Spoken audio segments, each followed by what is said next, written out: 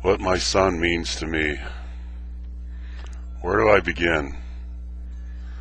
Well, I suppose with the simple truth that the birth of my son was just slightly behind my meeting and falling in love with his mother.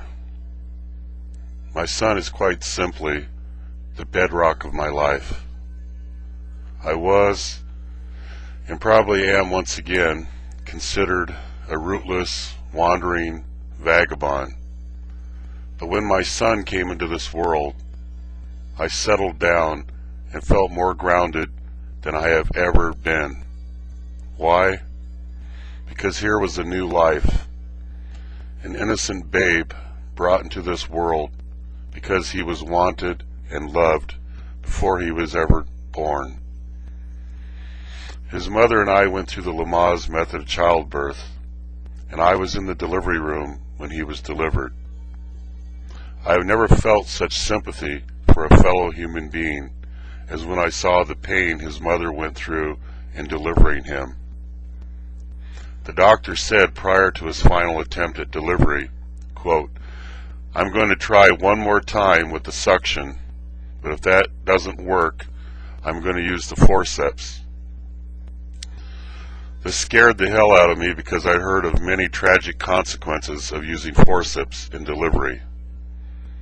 Thankfully, my son came out on the last attempt with suction, but as soon as he came out, they rushed him into a corner of the room and got on the intercom and yelled, "Stat!" I know what that means. That means get your ass here right now because there are complications and it's deadly serious.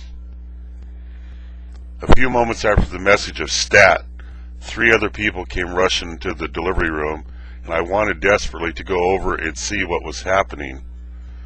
But I was afraid that I might be in their way, so I stayed by my wife's side and prayed. Our son spent the first week of his life in intensive care in a plastic box with wires attached all over him. His mother never left the hospital so she could breastfeed him and be there should anything come up. I visited regularly and had to struggle to not break down in tears each time I visited. The nurses in intensive care should all get medals of honor for their dedication and compassion for their patients. When my son was finally allowed to come home, it was a bit spooky because neither his mom nor I had any experience as to how to care for a newborn baby. We basically just learned as we went along and read lots of books and talked and questioned every parent we came into contact with. I treasured the memories of dancing around our kitchen with my son's head in the palm of my hand and his body only extending as far as the crook of my arm. I told my wife that I was giving him early dance lessons. I remember us giving him baths in the kitchen sink because it was large enough to place a plastic tub in. I also recall the special warmth of our son sharing our bed and my worrying, what if I roll over in my sleep and crush him? But our subconscious takes care of such things and is always on guard, and I never crushed my beautiful boy. I remember the indescribable joy of waking in the morning and seeing our son fast asleep between my wife and I, and of the calm and beauty of her face and his, and the sense that life was now complete. I remember initiating asking my boy for a hug, and his waddling across the living room floor and giving me a hug. And I especially loved it when he would ask for a hug. When my son was in preschool, I was a substitute teacher, and on days that I didn't get called to work, I would pick him up early and we'd do something together. I got into building various wood projects around the house, e.g. a swing, a fence, bookcases, etc. And I'd take my son with me when I went to the hardware store. One day I asked my son what he'd like to be when he grew up. His answer was, quote, "a builder's emporium." a chain of large hardware stores like Home Depot. We would put up his funny and unique sayings on the refrigerator. Some of the most precious moments of my son's early life were when we'd be walking along and he'd take my hand as if to say it gave him comfort or reassurance. People used to remark, quote, "Your son is so mellow. What do you do to make him this way?" His mother and I were always amused at such remarks because we didn't feel we did anything unique or special. All we did was talk to him like he was a human being, i.e., a separate person but with a mind of his own. We didn't talk baby talk to him. We addressed him in an honest and serious manner on important issues, and we simply loved him and hugged him and kissed him as much as possible. One of my fondest memories was one day when I picked him up from his preschool. His teacher told me, quote, "You know, the other kids still talk baby talk, but your son is different. He told me the other day that when he grew up, we would have a business together, and he'd drive the truck, and I'd run the office." Yes, this was my son's early years.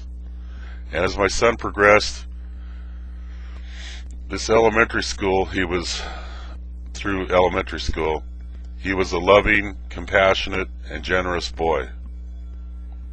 He never forgot his mother's birthday, nor mine. He made special gifts, cards, and meals for his mother and I on Father's Day and Mother's Day. I recall thinking many times how freaky, strange, or eerie it was that my son was so similar to me in so many ways as he grew. And one of the most profound experiences was one night when I was reading him a bedtime story around the age of 8, I believe. I had the idea of reading him a simple story of a wandering vagabond written by perhaps my all-time favorite author, Hermann Hesse. I didn't get but 6 or 7 pages into the story when my son said, "That's you, Dad." And it makes me very sad because I feel that my son knew me much better when he was 7 or 8 years old than he does today. But the greatest experience my son and I ever shared was when I took him to Europe when he was 11 years old. My mother had just passed away, and I had a chunk of money and felt this would be the perfect opportunity to open the world to my son. And knowing that in a couple of years he would be a teenager and would no longer want to hang out with Dad, I decided to hit while the skillet was hot. In a nutshell, it was the experience of a lifetime, because not only was I his father, but I also got to play tourist guide. We spent a month traveling Europe, and I used every opportunity to teach my son street sense or street smarts. I looked for ways to build his confidence, and we were truly a team. I told him at one point, quote, "This will always be a special bond between you and me. Sometime in the future we may be somewhere, and either you or I may say, 'Doesn't that remind you of such and such a place on our trip to Europe?'" Yes, I will always treasure the memories of that summer and the month of August 1997, when my son and I explored the world together. No matter how near or how far, I will always be there for you, my son, no matter what I have to do. Love always, your father.